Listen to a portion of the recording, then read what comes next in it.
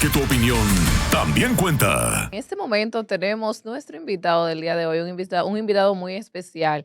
Tenemos con nosotros al general José Miguel Soto Jiménez, exministro de Defensa. Distinguido de encontrarme aquí y realmente he deferido una invitación con mucho gusto de estar en este programa, porque es un programa donde se articulan ideas, ideas que son fundamentales para la vida de la República. ¿Por qué se une el general Soto Jiménez a la Fuerza del Pueblo? ¿Qué esperan con esta alianza? Bueno, fundamentalmente nosotros, eh, y es algo bastante dilatado, digo yo, en el tiempo, nosotros no somos partidarios de la neutralidad política.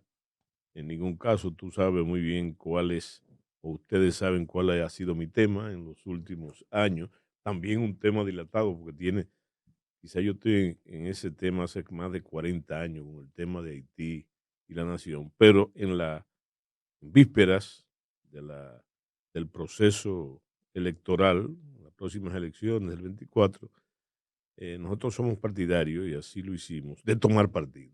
Y tomar partido, precisamente, eh, para construir una voluntad política que pueda afrontar y resolver los grandes problemas que en ese sentido tiene la nación.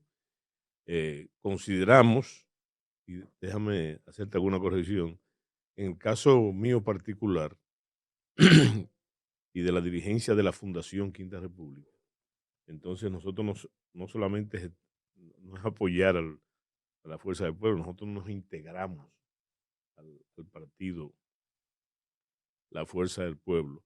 Pero además de eso también, entonces, la organización política, fíjate que tiene fundación y la organización tienen el mismo nombre, eh, va, ya pasa a formar parte de la coalición de partidos que van a apoyar la Fuerza del Pueblo y el presidente Leonel Fernández eh, para las próximas elecciones. Entonces, debo decirte, en esas motivaciones, que esa es la central.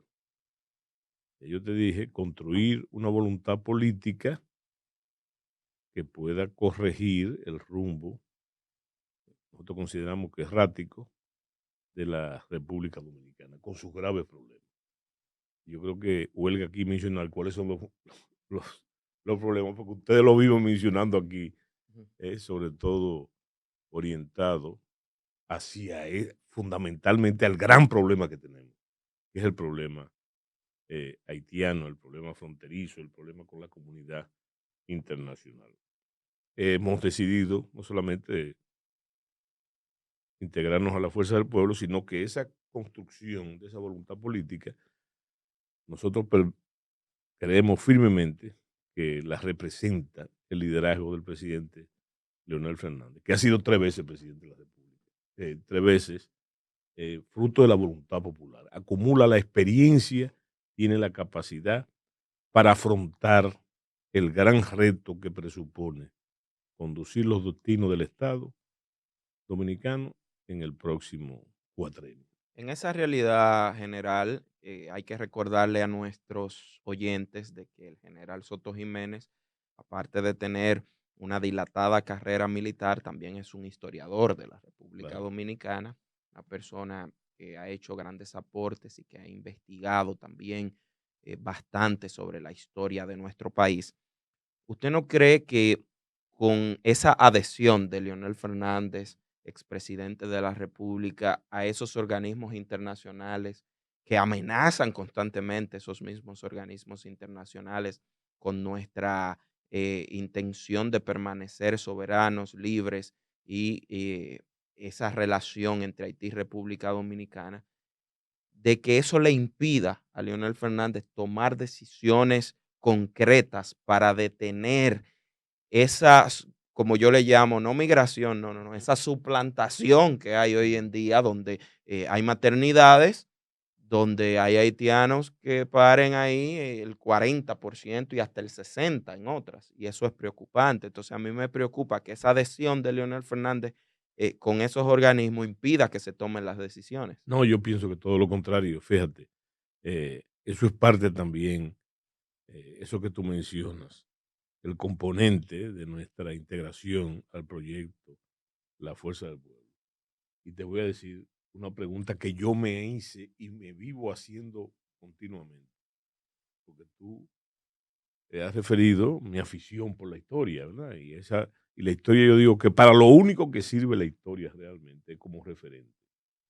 Y entonces en ese sentido, yo me pregunto, ¿qué sería de la República Dominicana en este momento, con todas esas amenazas que tú has mencionado y donde el principal problema viene precisamente eh, de ciertos organismos internacionales que son hasta cierto grado una manipulación, una vieja manipulación de ciertas determinadas potencias? Entonces, yo me pregunto, ¿y si no, y si Leonel Fernández, si el presidente Leonel Fernández en su primer gobierno no hubiese implementado una serie de situaciones que te voy a decir a nivel internacional?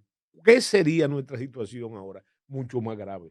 Por ejemplo, hay que tener en cuenta que cuando el presidente Fernández asumió por primera vez eh, el mandato presidencial, sucede que estábamos aislados internacionalmente.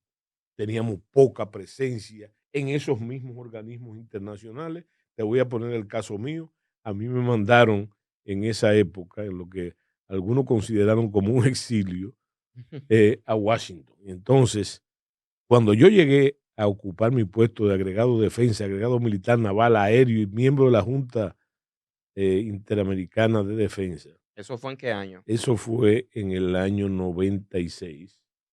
Yo hacía 10 años exactamente que no, esa posición no había sido ocupada. Ocupada. Y así había muchas. Bueno, pero Leonel Fernández también inauguró nuevas sedes, conocido por todos, y estableció nuevas relaciones.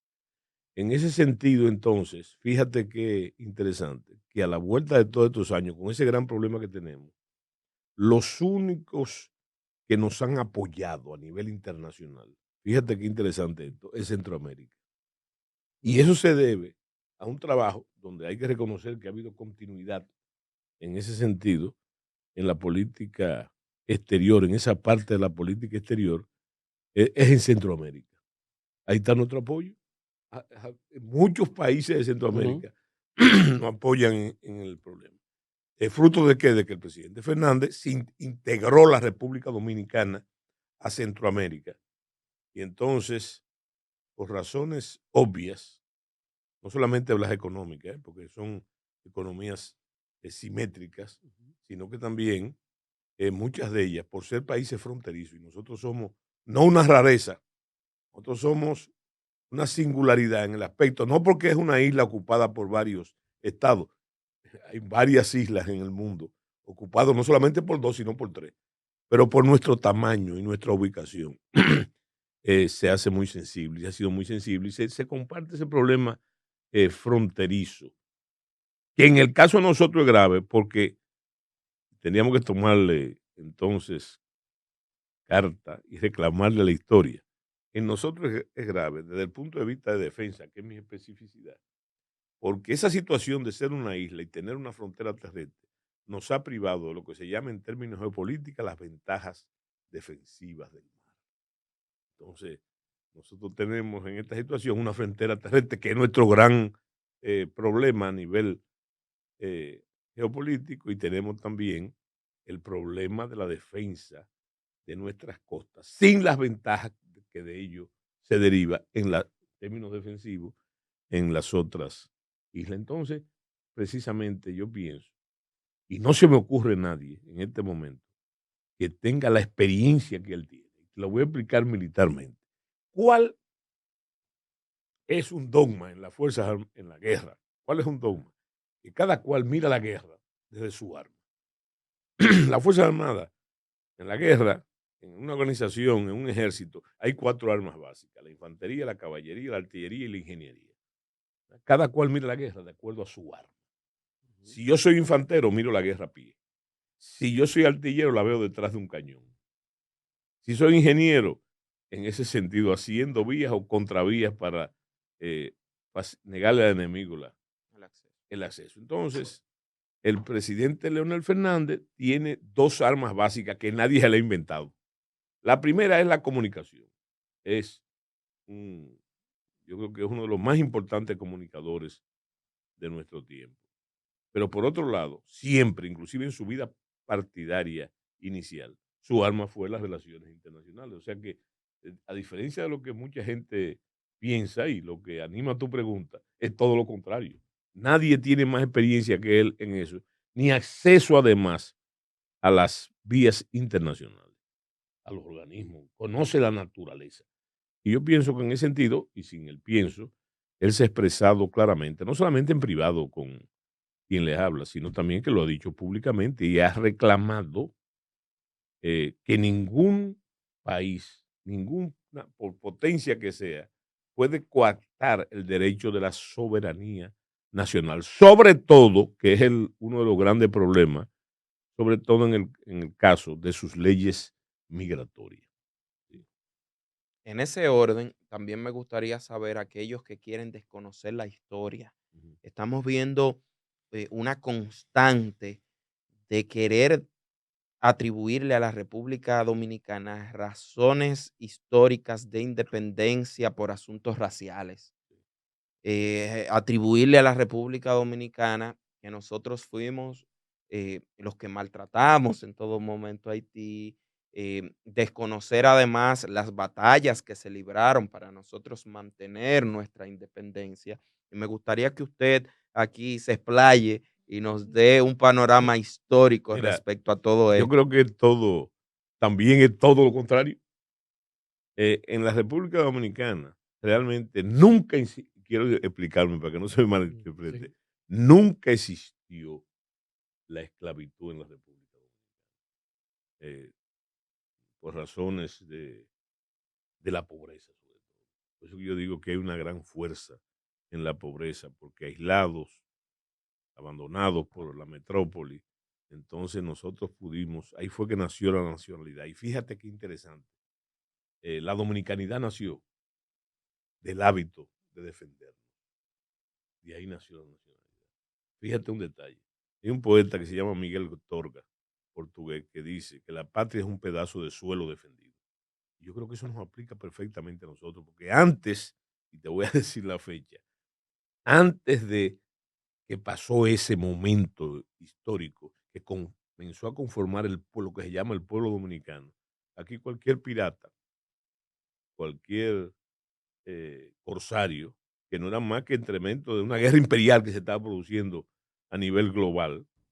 Entonces, venía, se paraba en el malecón, tiraba 3 cañonazos y nos tomaba de rehén la población de la República Dominicana. Y hasta que no le buscaban unos cuartos, no se iban. Esa era la situación. Hasta que eso comenzó a cambiar. Comenzamos a defendernos y con éxito.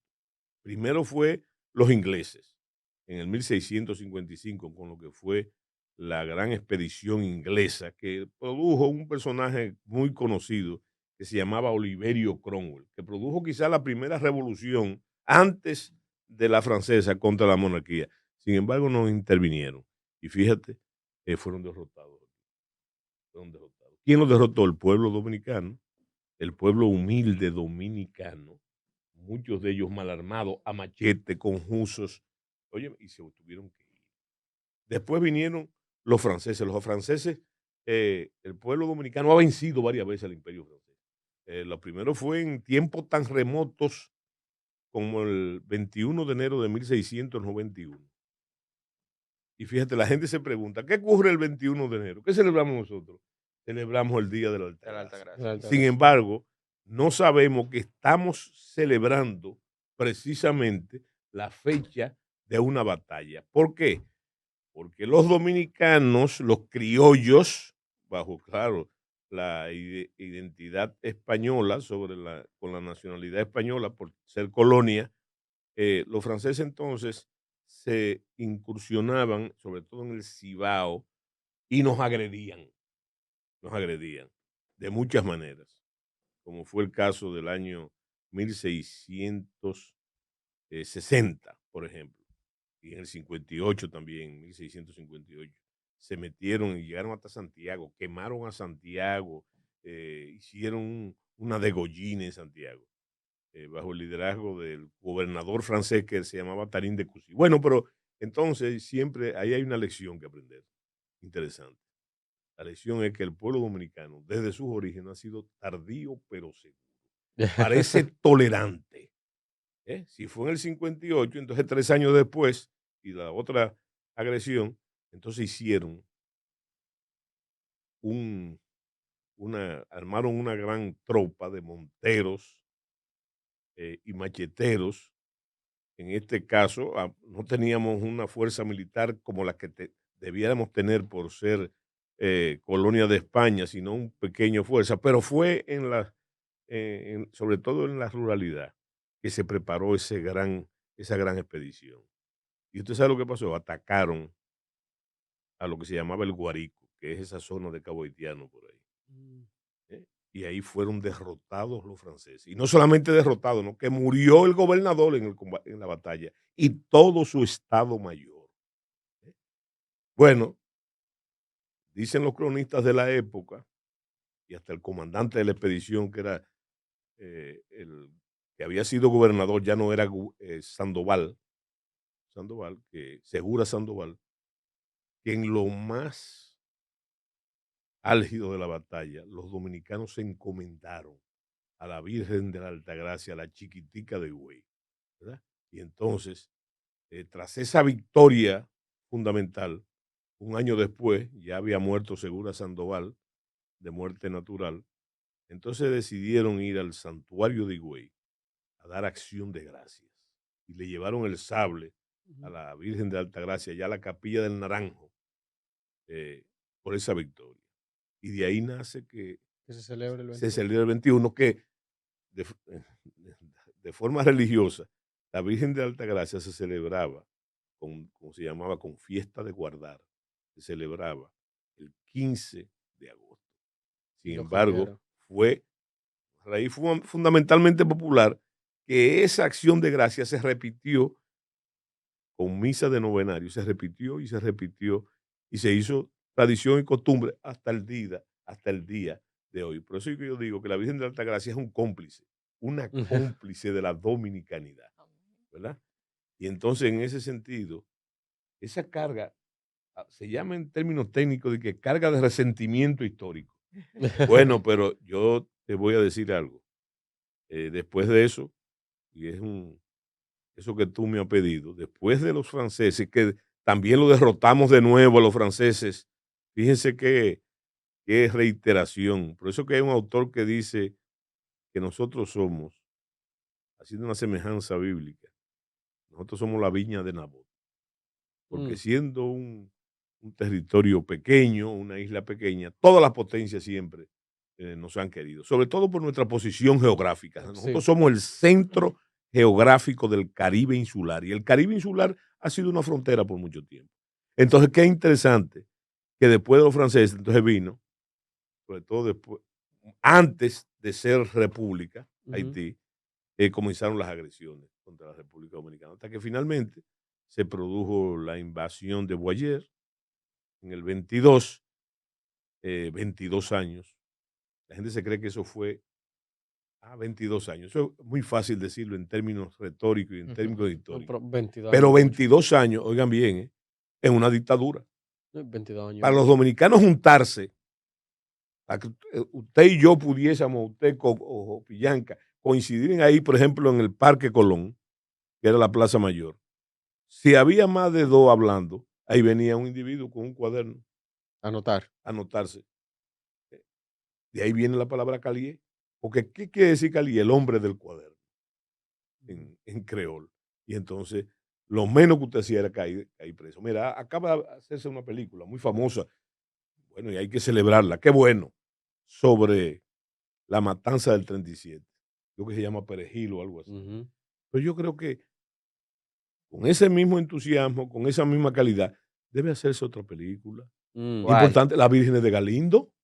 La Virgen de Galindo, ¿Qué ocurrió en la Virgen de Galindo fue en el primer año de la ocupación, estamos hablando del 22, unos soldados haitianos, dicen que ebrios, fueron a una hacienda periférica de lo que entonces era la capital, violaron a unas jovencitas de las haciendas, la mataron, la picotearon. Cuando el papá llegó, que estaba ausente, también lo picotearon y lo mataron. Yo creo que eso es una gran... No, ese es un thriller. Sí. Es una película de terror, pero hay que recrearla también. Claro. Entonces, si eso es el resentimiento histórico, hay que tener en cuenta, muy en cuenta, que como ahora está pasando con otros medios, los haitianos siempre nos han agredido. Nosotros nunca hemos agredido a los haitianos. Así es. Ellos no. Ahora, ¿qué es lo importante? Y ahí nace la potencialidad del pueblo dominicano. La gran potencialidad es que sencillamente siempre nos han agredido y siempre nosotros hemos vencido. Estoy hablando en términos militares. En términos militares. Entonces yo no veo la razón ahora, porque esa misma voluntad popular, cuando tenemos más ciudadanos, Ujú. somos más educados, estamos más organizados. Entonces, no está asegurada la victoria ante la amenaza que tenemos. Mira, yo creo que es interesante, y yo creo que Pelegrín ha hablado mucho de eso. Ya no es amenaza, señores. Lo que está pasando ya no tiene el secretismo de cuál es la intención de los organismos internacionales. Señores, el organismo internacional no. Francia, Estados Unidos, sobre todo Estados Unidos y Canadá. La agresión está clara. Y además se ha dicho muchas veces, se ha explicitado. Ahora también es interesante que no hay de ninguna manera, esa amenaza no ha mainado. No, al contrario. Cada paso que vemos en la actualidad, señores, estamos hablando de ayer, pero ¿cómo usted puede explicar, y excúsenme que quizás los estoy metiendo en camisa de once varas, cómo se puede explicar que en la situación gravísima que está viviendo Haití, señores, Haití no es que es un estado fallido, ni es un estado fuñido, como yo digo, es que no hay estado. Es que no va a haber estado, no, es que no hay estado, porque sus instituciones son ilegítimas, no tienen el control de la población, no tienen el control legal de la violencia legalmente aceptada. Campea el desorden, el delito, la violencia. Entonces resulta que primero los Estados Unidos y después Canadá advierten a sus ciudadanos con sus primaturas que no visiten la República Dominicana porque es racismo, porque hay violencia, porque hay atrás. Y entonces, una locura. No, eso es una locura y un instrumento también nocivo a la soberanía nacional y a la dignidad nacional. Yo tengo un amigo que conversaba con él ayer que me dice que nosotros deberíamos hacer Haití un estado lacayo nuestro. Sí. Y sacarle provecho. Bueno, yo creo que eso sería también un desconocimiento histórico y un despropósito, no, y además, a mi juicio. Y además, los primeros que no lo van a permitir son ellos. No, pero espérate, es que no hay asidero, porque, mira, yo visualizo por esa persistencia que, mire, nosotros, cuando hablo de nosotros, hablo simplemente desde el punto de vista ciudadano, desde mi trinchera ciudadana.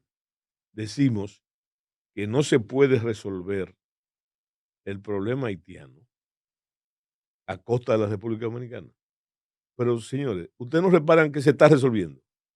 Se está resolviendo. Sí. ¿Qué población tenemos haitiana nosotros aquí? Casi una muy alta. Ustedes conocen el síndrome de la olla de presión. Eso es lo que quieren los organismos internacionales.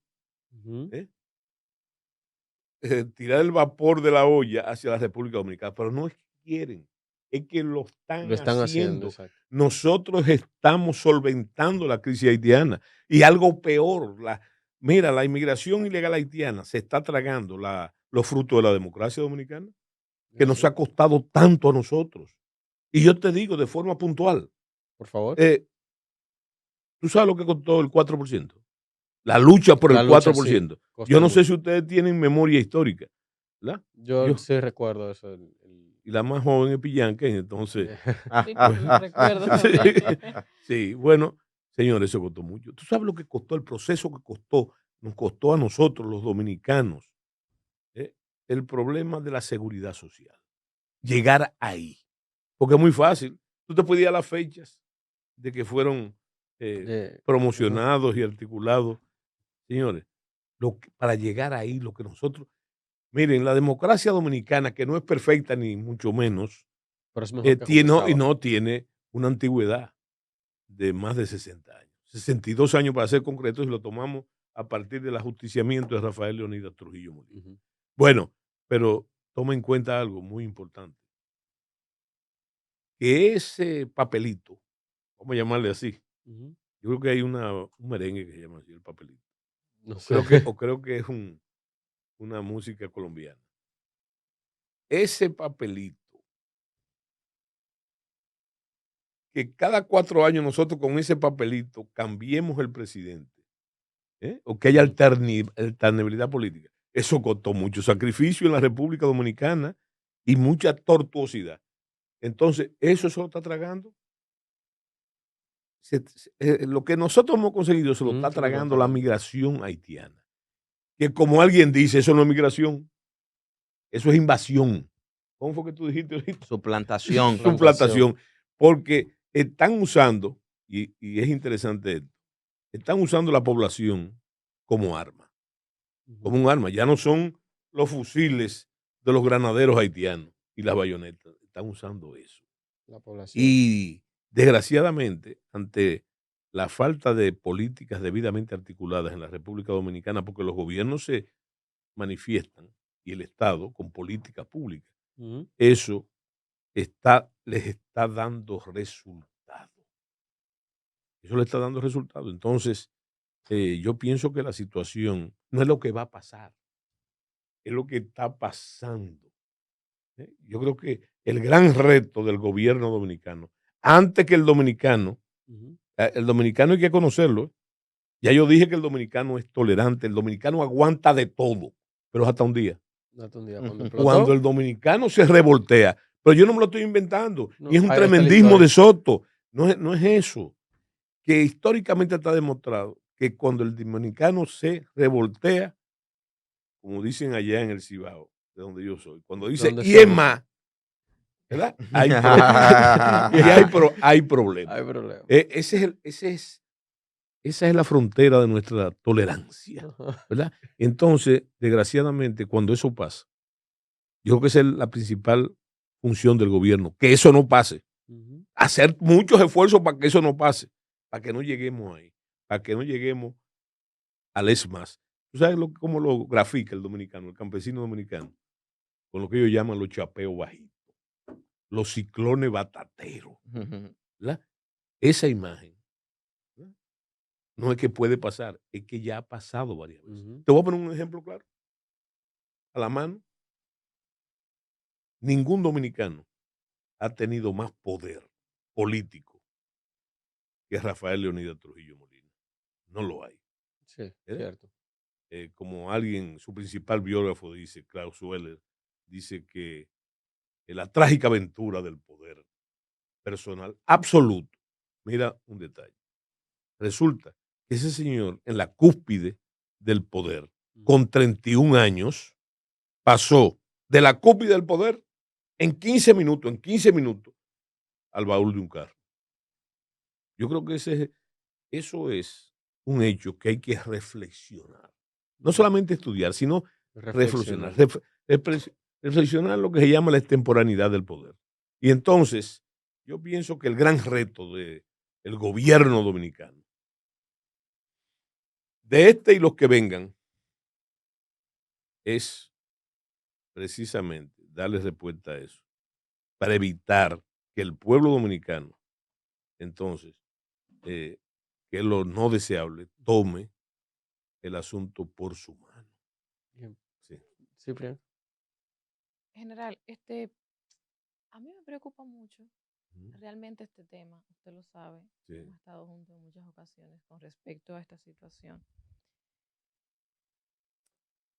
Y es cierto, yo siempre digo que nosotros como sociedad debemos tocar fondo para poder levantarnos de alguna forma y tratar de contrarrestar lo que está sucediendo. Siempre abogo por la paz, pero no nos están llevando a la paz. Y aparte de que no nos están llevando a la paz, vemos que desde el mismo Estado se cometen acciones todos los días, porque no es una hoy, no, todos los días que llevan al declive a nuestra nación. Y uno se pregunta, todo este caos migratorio empieza en la frontera, comienza, o sea, Ujú, pasa por la ujú, ujú, frontera. ujú. ¿Qué se necesita en la frontera? ¿Qué necesita el Ministerio de Defensa entender? Porque es responsabilidad directa del Ministerio de Defensa, entiendo yo. ¿Qué necesita el Ministerio de Defensa entender para frenar esa situación que tenemos en la frontera? Que no se frena, que todos los días está más desbordada. Por ahí entran las parturientas en guaguas que vienen en tráfico. Por ahí entra droga, por ahí entran todos los que están ahora mismo en los semáforos, que eso da pena, arrabalizado, 10, 15 niños en cada semáforo, haitianos, adolescentes. Por ahí entra todo. O sea, ¿qué tiene que hacer? O sea, ¿qué debe hacer el Ministerio de Defensa? ¿Qué debe hacer el gobierno para tratar de poner un freno a esto? Porque nos están llevando a ese y es más. Sí. Y es más, nos están llevando al caos. Y yo siento, de verdad siento, que no nos falta mucho para nosotros detonar. Bueno, mira, yo te voy a decir, yo creo que hay que conocer siempre el origen de las cosas. Es una vieja sentencia del poeta latino Virgilio. eh, Eso que hay que conocer el origen de la cosa, simplemente para entenderla mejor. No es para estarle buscando 5 patas al gato. ¿Qué es lo que tu pregunta es sumamente interesante? Y hay que respondértela en varias estaciones. La primera estación es, Villanca, que los militares, y estoy hablando con la voz de mi experiencia, los militares no trazan la política, son un instrumento de ella, ¿verdad? Son un instrumento de ella. Y te lo digo porque, como se ha debatido aquí, señores, lo que está pasando ahora no se compara en ninguna época. Mm. A mí hay mucha gente, sobre todo en las redes sociales, que me pregunta a mí, venga acá, ¿y qué hizo usted como ministro de Defensa para corregir esa situación? ¿Mm? Ujú. Lo primero es que nosotros tenemos la memoria corta. Se hicieron muchas cosas. Te voy a comenzar con la más simple, que no es un mérito por lo que te estoy diciendo mío, sino del gobierno de turno en ese momento. Señores, el problema no eran las bandas cuando yo era ministro de Defensa, en esa época. La primera eran las guerrillas, que era lo mismo. Con Había otro nombre, 5 o sí. 6 grupos guerrilleros, estando los norteamericanos, estando los norteamericanos y la comunidad internacional, El Minustah. sí, el minuto, estando ahí. Y entonces, ¿qué pasaba? Que como siempre, los haitianos desde tiempos inmemoriales han usado esas bandas, que son una tradición en Haití, usaban el territorio dominicano como santuario. O sea, operaban allá y se metían de este lado, ¿verdad? Okay. Bueno, pero eso pasó. Y entonces la gente se le olvidó que nosotros, a todos los jefes de banda, cuando hablo de las Fuerzas Armadas, ¿eh? Nosotros lo capturamos y lo guardamos ahí en la Secretaría de las Fuerzas Armadas por un tiempo. Estuvieron presos hasta que la comunidad internacional se lo llevó para otras latitudes de América Latina. Y yo te quiero decir con eso. Eso es un mérito de Soto. Operativamente sí. Pero como las Fuerzas Armadas no son beligerantes, y fíjate que estoy hablando proactivamente, Ujú. como no son deliberantes, son fundamentalmente obedientes y según la Constitución, en ningún caso pueden deliberar, en ningún caso. Entonces, el mérito le corresponde al poder político, pero las culpas también. Así es. Entonces, fíjate, con las Fuerzas Armadas, tú me la gran pregunta que tú has hecho, que fuiste delicada y muy decente cuando la hiciste. Óyeme, tú me preguntarás, ¿y la corrupción en la frontera? Entonces yo quiero decirte, porque conozco la situación y además porque conozco los incumbentes. ¿Por qué lo conozco los incumbentes? No, políticamente. Muchos de ellos, casi todos, fueron mis alumnos en las escuelas. Yo fui su comandante en varias ocasiones. O sea que yo conozco la fibra de esos oficiales y su intencionalidad. Pero conozco también, porque fui ministro de Defensa y secretario de las Fuerzas Armadas, eh, que para ellos actuar y corregir necesitan el mandato directo. Pero no solamente que se lo ordenen, sino que ellos le cuestionan, le dicen la situación y entonces reciben órdenes al respecto. yo no quiero, yo no Oh. quiero. O simplemente algo peor, no las reciben. Recuérdese, ¿tú te acuerdas del Mm, asunto de los pecados? ujú. De hecho, pecado de hecho o de O de omisión. omisión. Entonces yo sí quiero decirte, porque el reconocimiento de la Fuerza Armada, que esa corrupción, y te voy a poner un caso típico, esa corrupción que existe y no se puede negar, pero está llevada a cabo por una minoría.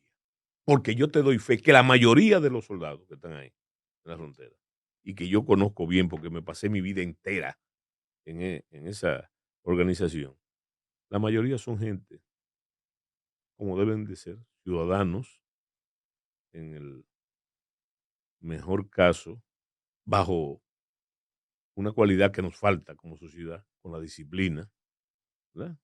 Con la obediencia y sobre todo educados en el amor por la patria, ¿m? Que es un predicamento continuo, son la mayoría.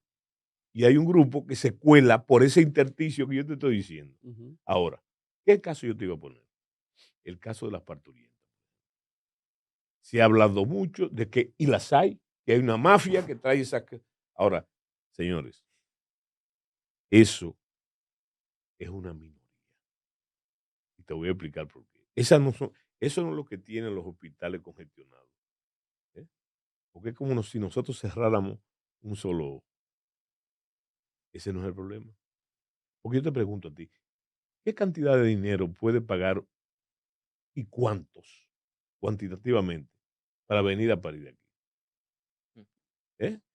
¿Tú sabes dónde está el problema? En los 3 millones de haitianos que hay aquí, ¿m? Que se reproducen activamente.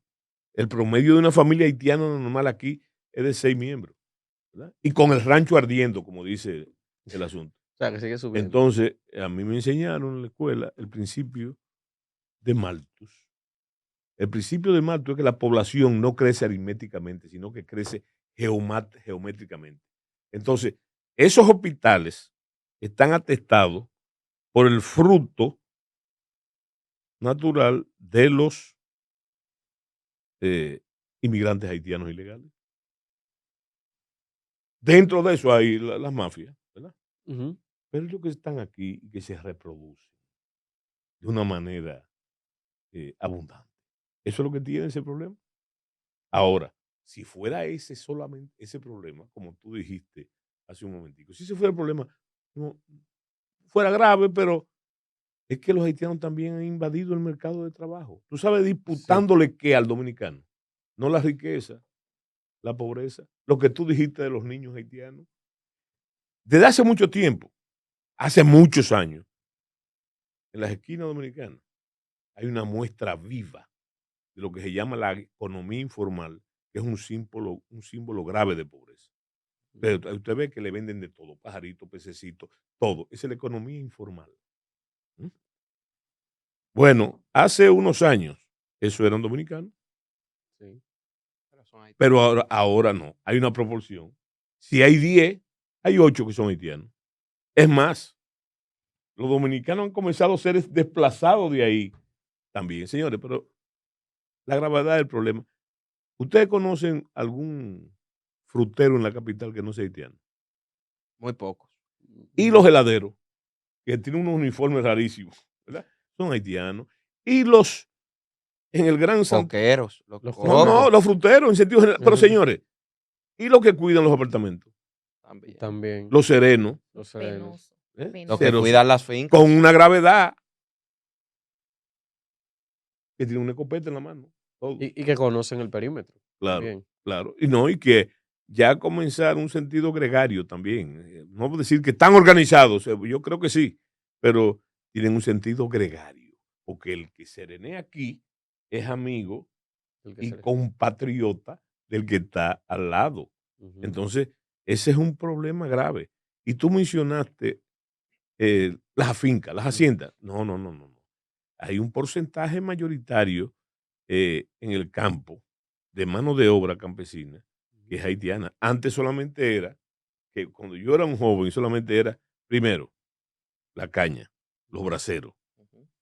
Fíjate, y en esa época, y yo era casi un niño, ¿Tú sabes lo que decían los mayores y la gente? ¿Sabes lo que decían? ¿Qué decían? Que había una invasión pacífica. Y eran solamente los Y braceros. eran solamente los braceros. Imagínense ahora. Yo le digo, vuelvo y repito, cuando yo era un niño, hace muchísimo tiempo, para yo ver un haitiano, había que ir a los batalles.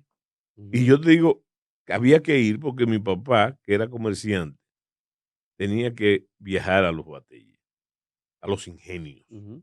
Y ahí entonces yo veía eso, cuando mi papá me llevaba, yo lo veía como una novedad. Mira un haitiano. O sea, una cosa. Sí, Pero ahora, simplemente, lo único que usted tiene que hacer para ver a un haitiano es abrir la puerta de su casa sí. o asomarse por la ventana cuando el creol no le llega por las ventanas de las construcciones aledañas, Mm. etcétera. La construcción, la empresa de la construcción está copada por mano de obra haitiana. Ahora tú te preguntas, ¿legal o ilegal? Pero hubo un incidente grave hace unos meses que fue, creo que migración a, Bueno, la ciudad Juan Bosch y no, también a a una otros. construcción aquí Oh, sí, sí. óyeme, y lo agredieron, que ese es otro detalle que hay que Ajá. tomar en cuenta. Los haitianos ya no sienten ninguna reticencia para expresarse, ya no andan escondidos los haitianos. No, y en esa línea, ¿qué solución viable existe en la actualidad para esto? O Ah, sea, no, yo veo ustedes me van a decir que es muy simplista lo que yo te voy a decir. ¿Tú sabes cuál es la? depende. No, es la única, A ver, la única, cumplir la ley. okey. Cuando los presidentes en el Congreso de la República se juramentan, qué es lo que juran?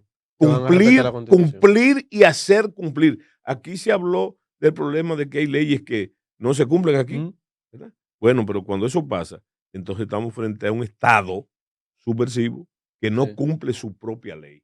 Pero lo más importante, no es cumplir la ley solamente, ujú, sino hacerla cumplir. cumplir, Okey. ¿verdad? Y entonces yo pienso que si se hace cumplir la ley, nosotros no podemos, eh, y hay que entonces lucubrar cuál es el papel real del legislador. El papel del legislador no solamente es trabajar para el presente, sino para trabajar, el legislador legisla para el futuro. Ujú. Eh, bueno, yo creo que aquí hay muchas leyes.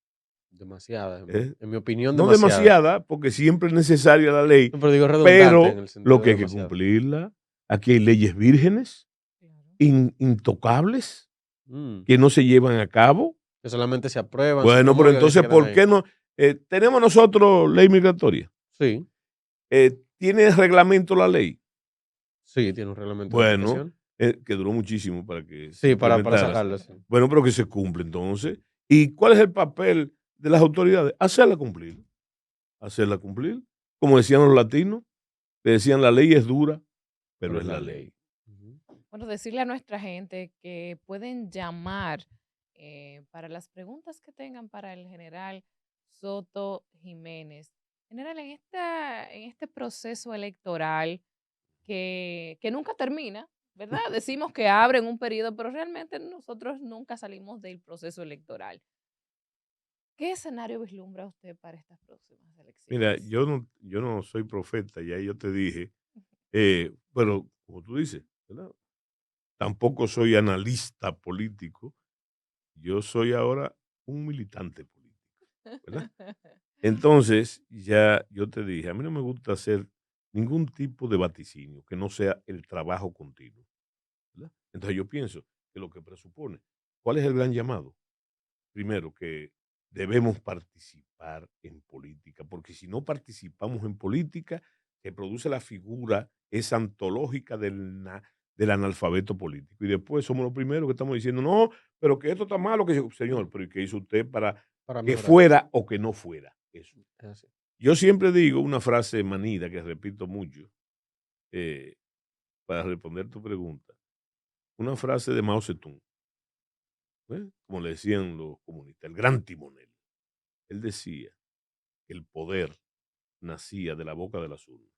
Yo digo que el poder nace de la boca de los fusiles. Él decía que nacía de la boca de los fusiles. Pero en democracia, el poder nace de la boca de las urnas. Yo pienso fundamentalmente en este llamado de que hay que participar en política por el partido que usted quiera. Yo llamo a que participe en el que yo estoy, que es la fuerza del pueblo, ¿verdad? Y pienso y reitero lo que te dije, más allá de cualquier tipo de cortesanía o de conveniencia, porque yo quiero reiterar que el paso que habló Pillanca, como dicen en el campo, el paso que yo di no tiene que ver nada con búsqueda de canonjías, ni de posiciones, no, no, no. Yo pienso que hay que construir una voluntad política, que esa voluntad política debe ser encabezada y dirigida por Leonel Fernández porque tiene la experiencia y la capacidad para ello. Si aún fuera así, no veo problema. Vamos con una llamadita así. Buenos días, ¿quién nos habla y desde dónde? Muy buenos días, ¿cómo están todos ustedes? Todo muy bien. Aris, te iba a mencionar hace un momento. Bueno, aquí está tu compañero de la Fuerza del Pueblo. Ah, mira, se cayó la Se llamada. cayó. Aris vuelve a llamar. Aris vuelve a llamar. Buenos días, ¿quién nos habla y desde dónde? Buenos Buenos días. días. Buenos días, no es Aris, es el colega, siempre me confunde. Oh, sí, totalmente igual hablan. ¿En Cuéntanos, serio? colega. No, mira, yo tengo una pregunta bien interesante. ¿Qué él opina de las noticias que pasó? Oh, tiene un problema. Se le parece está que- cayendo No la hay problema. llamada. Buenos días, ¿quién nos habla y desde dónde? Querido profesor Soto Jiménez, un Saludos. abrazo para usted Gracias, gracias. y reitero. felicidades al programa por dar una clase de historia hoy. Pero clases así como esa ameritan preguntas. Yo tengo una pregunta y una aseveración, mi querido profesor. Dígamelo. Mi pregunta es la siguiente. Felipe III, rey de España, en los años 1600 por ahí, llegó a un acuerdo con Osorio para devastar la parte norte y oeste de la isla de Santo Domingo. Haití no existía, o sea, Haití existía como nombre, porque Haití significa tierra montañosa, pero no como país. Ahí no habían africanos todavía. Y producto del contrabando, Felipe manda a Osorio a que debata esa parte de ahí para contrarrestar el contrabando. Y se queda despoblada esa parte. De hecho, lo que es Puerto Plata y Montecristi forman lo que es Monte Plata, igual como se formó Guayaguana. Por esa devastación, se quedó desprovisto de personas ahí. Entonces los filibusteros y bucaneros que estaban cerca de las tortugas por ahí, franceses, aprovechan y se meten y aprovechan esos recursos que estaban ahí, de ganado, de madera, etcétera. Pero como ellos no podían explotarlos, cogieron para África, para Somalia específicamente, y trajeron engañados a todos esos esclavos para acá, a esclavizarlos, a abusar de ellos. Cuando los españoles vinieron a abrir los ojos, tuvieron que llegar a convenio para los franceses quedarse con esta parte por ahí. Es verdad que luchamos contra los franceses, pero mi pregunta es, enmarcando eso, mi querido profesor, ¿son los españoles entonces los responsables de que eso pase, de que hoy en día una isla tenga dos países totalmente diferentes? ¿No son los franceses directamente? Pienso que son los españoles, ¿sí o no? Sí, mire, yo soy más tremendista que usted. Ah, Yo digo que el gran padre de la patria haitiana no es Jean-Jacques Dessalines, a partir del 1804, se llama Osorio. Osorio creó las condiciones, ese es el padre de la patria haitiana, como usted dice muy bien. Recuérdese que la isla fue de nosotros, por así decirlo, por los criollos, de España, los primeros 200 años después del descubrimiento. Pero Osorio, con esas medidas que usted sabe que tuvo, óigame, Osorio inclusive después fue cuestionado legalmente por esa medida que hizo y por las consecuencias que promovió. Resulta que es la única corrección que quiero hacerle en su planteamiento, que fue muy bueno, es el problema de que sí había negros haitianos, porque los negros lo trajo aquí, realmente, se puede decir toda la isla, a toda la isla. Lo trajo un señor que se llamó Nicolás de Obando en el 1500, a partir del 1502, y lo trajo fundamentalmente para cortar la caña, que él introdujo también para cortar la gramínea. Déjeme decirle que hizo experimento con el trigo, pero aquí no se dio el trigo, porque el problema de los españoles y parte de su dieta fundamental es el pan, y entonces tuvieron que consolarse con sustituirlo por casabe. Pero vino aquí, los negros lo trajo Obando. Entonces, todas esas ciudades, como usted dijo muy bien, de la costa, que usted sabe cuáles fueron los argumentos. Los argumentos fueron religiosos primero. Los argumentos fueron de que estaban trayendo Biblias luteranas por esas ciudades. Ahora, esas ciudades vivían del intercambio de comercial, pero era un problema de España. El problema era de España. ¿Cuál era el problema de España? Y por eso fracasó aquí lo que podemos hablar del trapicho, del ingenio, la azúcar, que ha fracasado muchas veces en el país, pero esa fue la primera vez. Porque España no tenía capacidad para retribuir en bienes de consumo la producción de cualquier evento. Entonces, ¿qué hacían los dominicanos? Que cambiaban sobre todo pieles de ganado, el cuero, lo cambiaban por bienes de consumo en lo que se ha llamado el contrabando. Y el contrabando llegó a ser en tiempo de Osorio, realmente, no solamente de Osorio, anterior y después de Osorio, un gran problema. El contrabando en toda la costa, con ingleses, franceses, holandeses, etc. Y entonces, él tomó una medida draconiana. Fue, ¿cómo eliminar el contrabando? Destruyendo las ciudades de la costa y concentrando, que es la importancia geopolítica, concentrando la población en el centro de la isla. Y ahí están las formaciones. Por ejemplo, cuando le entraron a Puerto Plata, llevándolo al centro, se convirtió en Monte Plata. Y así sucesivamente. Entonces, eso permitió que esas despoblaciones, como se llamó el proceso, permitió que después, por razones del ajedrez geoestratégico, las potencias, muchas potencias que le disputaban a España las grandes tenencias de tierra en un imperio donde no se ponía el sol. Entonces, resulta que comenzaron a meterse en esa zona despoblada para cazar y con todo tipo. La figura que mencionaste ahorita de los bucaneros y los filibusteros, ¿no? Entonces, ese asentamiento se fue prosperando ahí, se fue incubando. Ya cuando ocurre lo del 1691, del 21 de enero, es precisamente por eso. Es realmente, ahí es interesante este dato. Ahí había franceses. Nosotros combatimos contra los franceses primero, en ese caso, ¿verdad? Pero ya los franceses tenían ahí en sus haciendas los esclavos negros. Y fíjate el detalle que quería señalarte. Cuando se produce la victoria de la gran batalla de la Limonada, el 21 de enero de 1691, los dominicanos, el furor de los dominicanos en la retaliación, produjo una especie de exterminio de los blancos.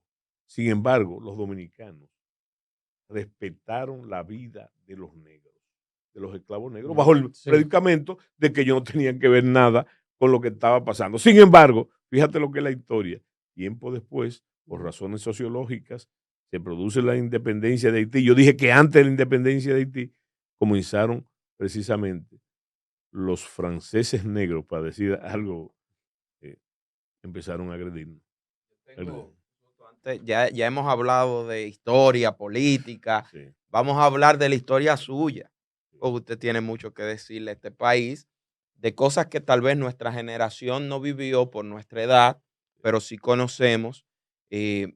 Actualmente está el tema de Quirino Ernesto Paulino Castillo, quien salió hablando otra vez, estuvo recientemente en la Procuraduría. Recordamos hace años cuando al parecer personas lo trajeron para que empezara una campaña de descrédito contra Leonel Fernández, pero usted estuvo en el centro de todo eso cuando fue apresado, cuando estuvo en las Fuerzas Armadas. Me gustaría que usted nos diga aquí ese momento del juicio. Te lo voy a sintetizar. Yo fui testigo en ese proceso, ¿verdad? Y yo creo que mi participación entera está en YouTube, afortunadamente. Pero díganos algo. No, pero yo no estoy diciendo que no te voy a decir. Para beneficio de los oyentes, te estoy diciendo que cualquier cosa al respecto de verificación pueden buscarlo ahí como referencia. Ahora, fíjate una cosa, te voy a hacer una corrección.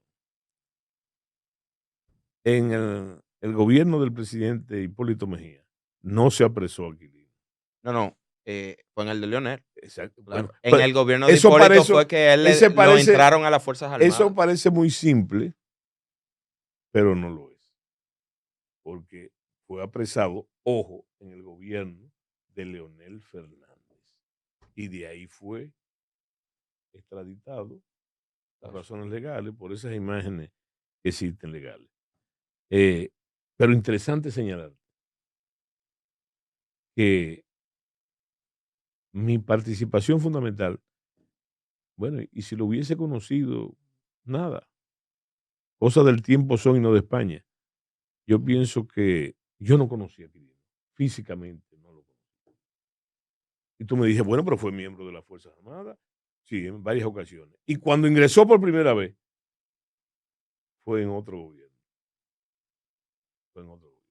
Entonces, cuando ingresó como raso. Bueno, pues yo lo que quiero decirte es que yo creo que es un buen caso de la continuidad del Estado. Porque cuando yo me enteré de que, y esa es la médula, por una información que me dieron de inteligencia, de que había un teniente que tenía un helicóptero. Pero, me puse a investigar y porque hay que tomar en cuenta, el señor Quirino no tenía ningún tipo de expediente anterior que lo señalara como narcotraficante. Ni habían Entonces, informes de no, no, no, no, inteligencia no, ni no, no, nada. no. Cuando yo comencé, sí, pero no concluyente. No concluyente. Eso fue cuando usted empezó a No, investigar, cuando, fruto de que le dijeron que tenía un claro. helicóptero. Entonces, Ok. cuando yo entonces consulté los organismos de inteligencia norteamericanos, y entonces, fruto de todo, de que era un miembro de las Fuerzas Armadas, de eso que se llama hoy peluche, porque no hacía una Sí. función específica, entonces yo les recomendé al presidente de la República, oficiosamente, de que fuera cancelado de las Fuerzas Armadas. Sin ningún hecho, había que cancelarlo fundamentalmente porque él no podía justificar el cúmulo de riqueza y de casi ostentación. ¿Cuánto gana un segundo teniente? ¿Cuánto gana? ¿O cuánto gana un primer teniente? Para tener un helicóptero y tener una finca. Bueno, pero en ese caso entonces, el presidente, por eso te hablo de la continuidad del Estado, se ha especulado mucho de algún tipo de relación o no. El presidente me chocó cuando yo le llevé la cancelación de Quilina, él me dijo, Eso fue el presidente Mejía. Mejía, me dice, pero Soto, lo que hay que hacer que lo investigue el director de la DNCD y el director del DNI. Porque tú eres experto en droga. Digo, presidente, lo que pasa es que yo soy un secretario de la Fuerza Armada y soy un miembro de la Fuerza Armada. Me dice, no, investigalo. Deja que ellos lo investiguen. ¿Qué estaba haciendo el presidente? ¿Echándole la toalla a Tirino? No. ¿Tú sabes lo que estaba haciendo él? Siguiendo un principio jurídico, sobre todo en los Estados Unidos, de que hay que trabajar el caso. Porque si no se investiga, si no se trabaja con la evidencia, ¿qué pasa? Se cae el caso. el caso, sí. ¿Por qué te digo que es la continuidad del Estado? Porque pasado el tiempo, y no pasó mucho, entonces el señor es capturado, sorprendido con al hijo en el otro gobierno. ¿Me entiendes? Lo demás, yo lo desconozco, pero no lo desconozco realmente. O sea, desconozco la articulación de Quirino ahora como testigo de político, y eso yo lo desconozco totalmente, porque ya no estaba en la Fuerza Armada. Otra pregunta respecto a todo lo que usted ha vivido como en ese momento secretario de las Fuerzas Armadas, hoy ministro de Defensa. ¿Qué lecciones de vida usted se llevó? No, esa es la experiencia, pero no de la de secretario de la Fuerza Armada. Yo creo que... Porque usted era uno de los hombres más poderosos en ese gobierno aquí. No, pero no importa, no importa. Pero yo lo que te digo es que, y deben reflexionar los jóvenes, las Fuerzas Armadas es una de las experiencias vivencial más grandes que un individuo puede tener. Porque hay que tomar en cuenta, las Fuerzas Armadas, ¿de dónde vienen? Del pueblo, de la ciudadanía normal. ¿A dónde vuelve? A la ciudadanía O sea que cualquier tipo de privilegio que haya en las Fuerzas Armadas no solamente es pasajero, ¿eh? Sino es temporáneo. ¿Tú sabes por qué? Porque el único privilegio que hay que tomar en cuenta es que ese es un sector ciudadano en uniforme que tiene el privilegio que portan las armas de la República, ¿verdad? Y entonces, fíjate, ¿para qué? ¿Para defender a quién ustedes creen? La República, eso es muy retórico, para defender la colectividad, para defender al ciudadano, que él pertenece a esa ciudadanía. O sea, como experiencia de vida, no en una oficina, sino yo que pasé por las unidades de comando, de unidades tácticas.